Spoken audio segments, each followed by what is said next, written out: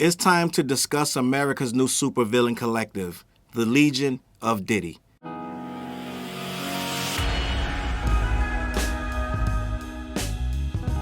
What's up, words? Your boy Charles Brown back again, talking facts. Hit that like button, hit that subscribe, hit that notification bell. Keep sending those Cashapp to CLBMG. Join that membership, and all you buying that merch down below.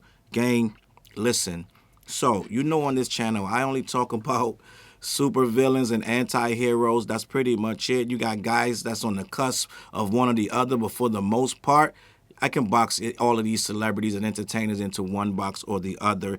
And we most certainly at this point have decided that Diddy is a 100% unadulterated supervillain, one of the top supervillains. He's a boss level villain. Now, there are a lot of anti-heroes who are fighting against Diddy, but for some reason, we've seen a rise, a collective join together. It has become apparent to me that these individuals have decided that they want to defend Diddy at all costs without saying that they're defending Diddy. I saw these guys link up arm in arm. I don't know what's going on. I don't know why it's cool to defend Diddy, who has been shown time and time again to be an awful person. And I do understand that 50 Cent is in that supervillain category as well. So it's like the supervillains are fighting each other, but for the most part, a lot of these guys are coming out against 50 Cent because he turned on one of their own, right? He turned on Diddy and he made a documentary, a well-received documentary, a very interesting documentary, and I believed everything in that documentary. Some of that stuff may go either way, this way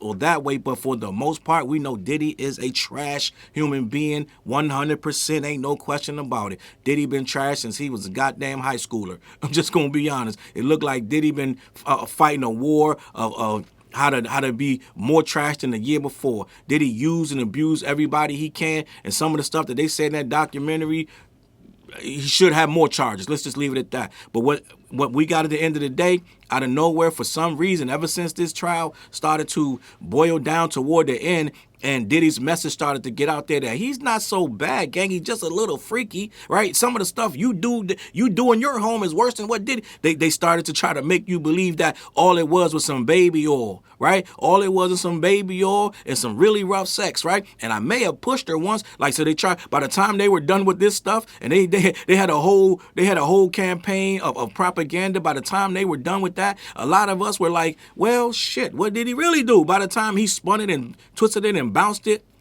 it became not so bad. And that's what they wanted to get to those jurors. And those jurors came back, 3 out of those 4 charges, they was like, let him out.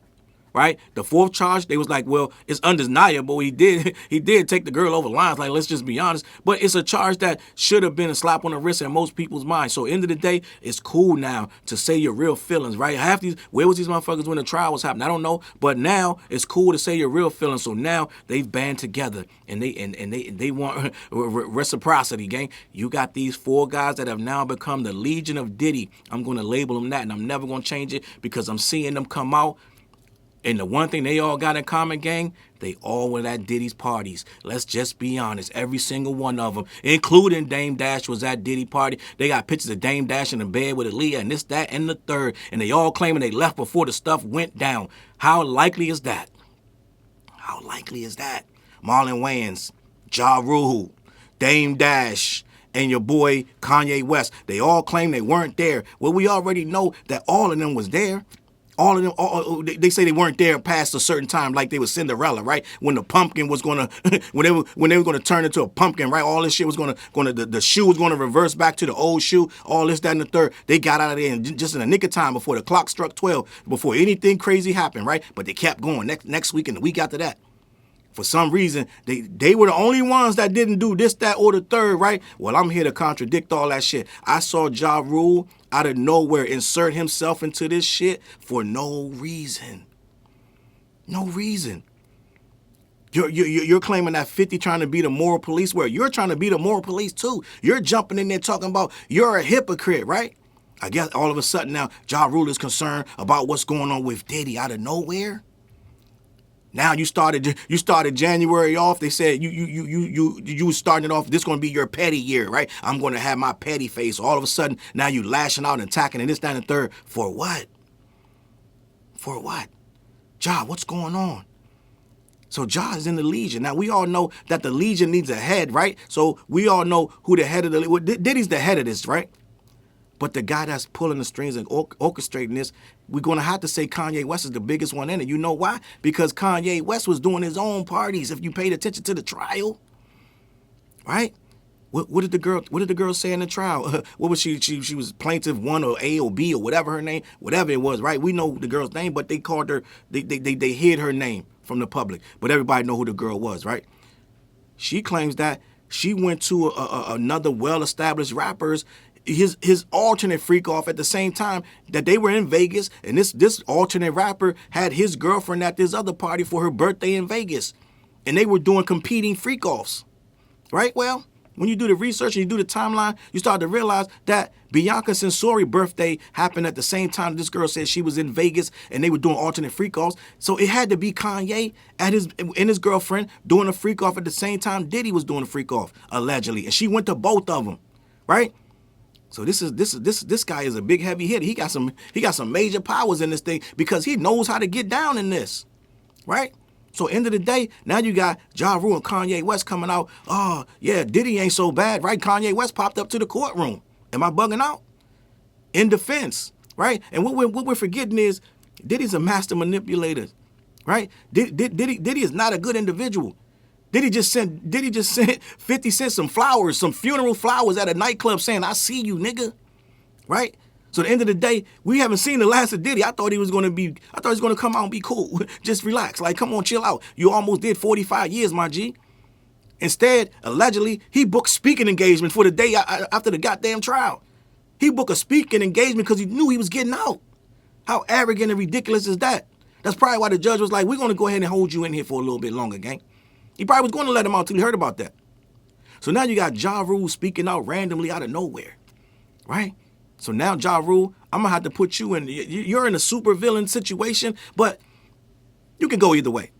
like right now, depending on how you correct this situation, you're literally defending Diddy, but if you correct this, you can go either way. Stop saying you're not defending Diddy. When you jump out there and start talking about the documentary, this, that, and the third is wrong, and whatever, as soon as you say that, we got a problem. As soon as you say that, Diddy doesn't deserve nobody's grace, gang. He doesn't deserve nobody defending him. He don't need you jumping out there, even if it's Curtis 50 Cent Jackson. We know he's your mortal enemy, but you niggas been enemies for fucking 20 years. You went years without saying nothing to this nigga. Y'all saw each other on a plane and didn't do nothing on the plane. That's according to you and him. So the beef was simmering down. You guys have your little this, that, and the third, but you get triggered over Diddy. You went back and attacked 50 Cent over Diddy. So we're going to have to leave a fork in that. So you in this Legion, gang. The Legion of Diddy. So we got you and Kanye West. Now we got Mr. Dame Dash, the #1 boss himself. One of the goofiest boss. This year been crazy. These guys have been, I've never seen guys so goofy. All of our legends are cooked. Everybody we thought was cool was cooked. They was cooked back then, but we was cooked right with them, right? The damn pinwheel hats and shit, the big ass oversized basketball jerseys and shit. We was cooked right with them. So we thought they was cool. We really thought Dame Dash was cooking. We thought he was smart. Dame Dash is not smart. We just saw Dame Dash come out with a white artist named her Nikki Licky and said she's the white Aaliyah. He's not smart at all. He's not smart at all. He's pretty goddamn dumb. So guess what just happened this week? He goes off on a tirade again. Now it's another tirade about Diddy and 50 Cent. Their anger and frustration with 50 Cent making some money off Diddy got these dudes with panties in a bunch. Dame Dash went on that show with them girls and had a whole thing about, yo, I would never do this to a black man. What? Dame Dash talk out both. I don't know how many mouths this guy got because he talk out his mouth, his neck, his ass, all kind of ways. He say one thing that they do the next thing tomorrow. The most ridiculous motherfucker on the face of the fucking earth. I'm just going to be honest. I'm sitting here looking at this guy talking about, yo, I would never go on a white man's platform. Gang, newsflash, all these platforms. I'm like, you think, who owns Twitter? Who owns Facebook? Okay? Who owns Instagram? Who owns Netflix? You're talking about he went on a white man's platform as you're on a white person platform.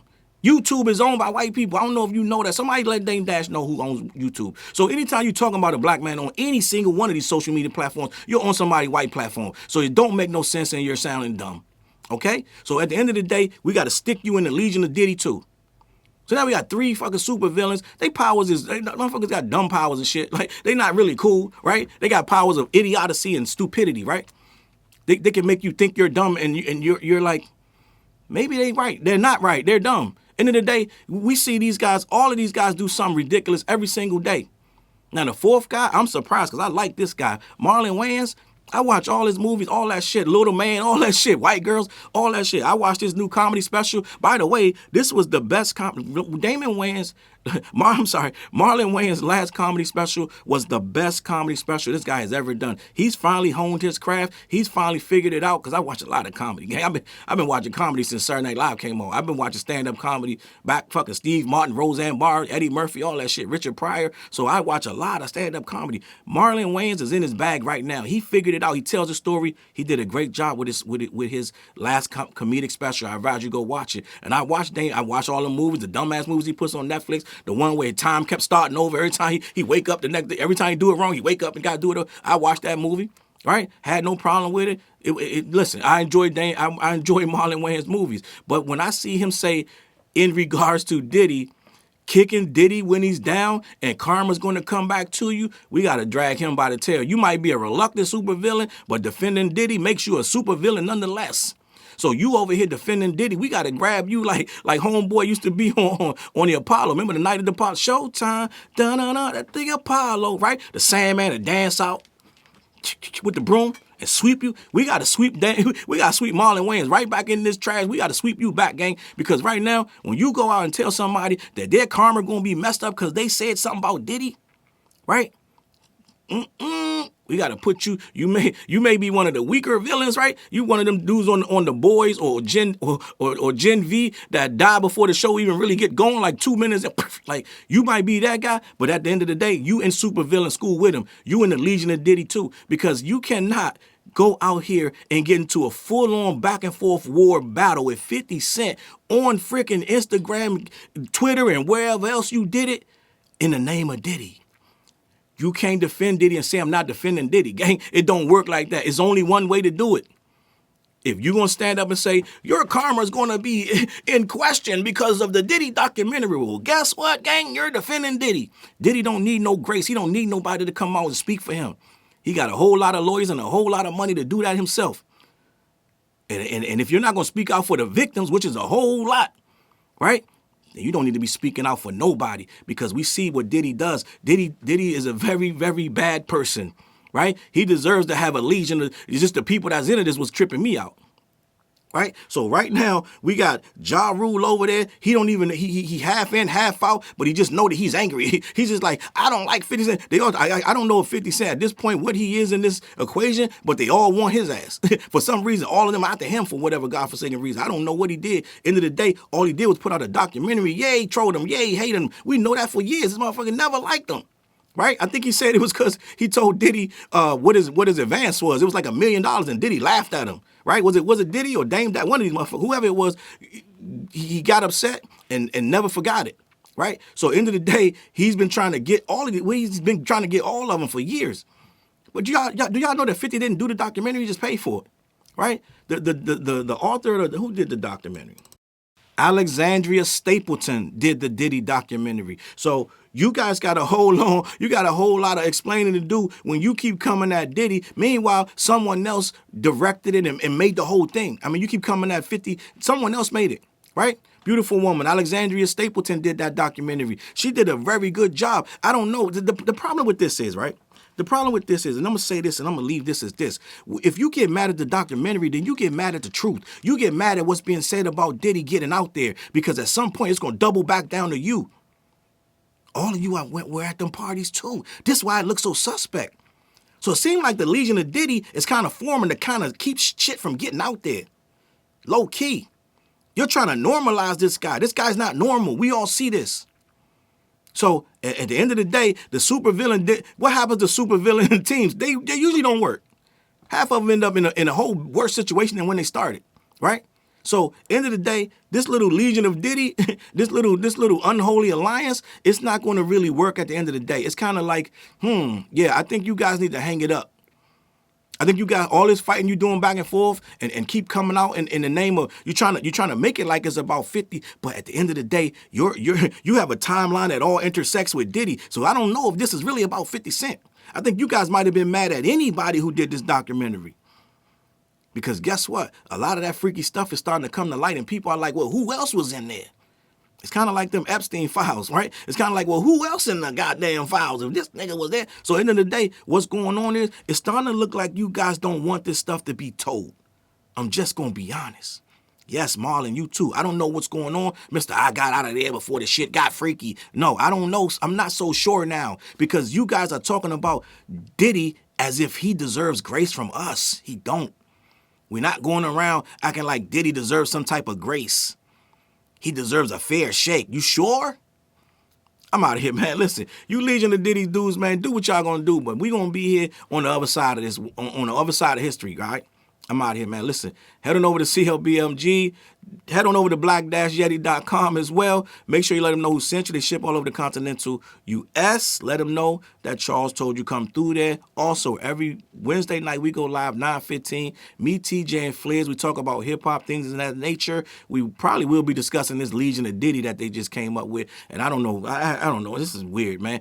And go back in my videos, scroll back, me, TJ, and Flares. We got a video called This, That, off the project called The What Project. We on some hip-hop, some of it's boom bap, some of it's this, that, and the third, but the whole project is real hip-hop. Tap in. All social media, all streaming platforms, you can tap in and run the numbers up. All right, I'm out of here, gang. I'm going to catch y'all on that flip side.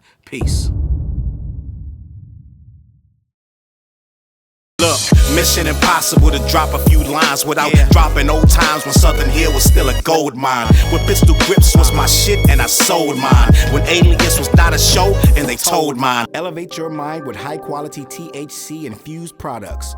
BlackYeti.com. Black-Yeti.com.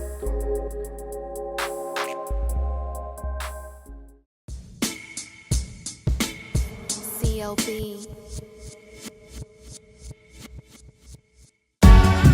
Get my coat, get my sheepskin, grab my wallet, get my pocket knife, and get that hat right there. We out. Grab my pocket knife too. Let's go. When I first came to the city, niggas didn't believe me. I just wanted to join a team and throw assist pass easily. 6-man off the bench, alley-oop pass freely. Suit up for one game and hope a scout might see me. But nah, niggas is greedy, wasn't rocking with him. Unplugged the scoreboard, put a lock on the gym. Told me to power forward, point guard at the rim. And left me with no center and a ball full of phlegm.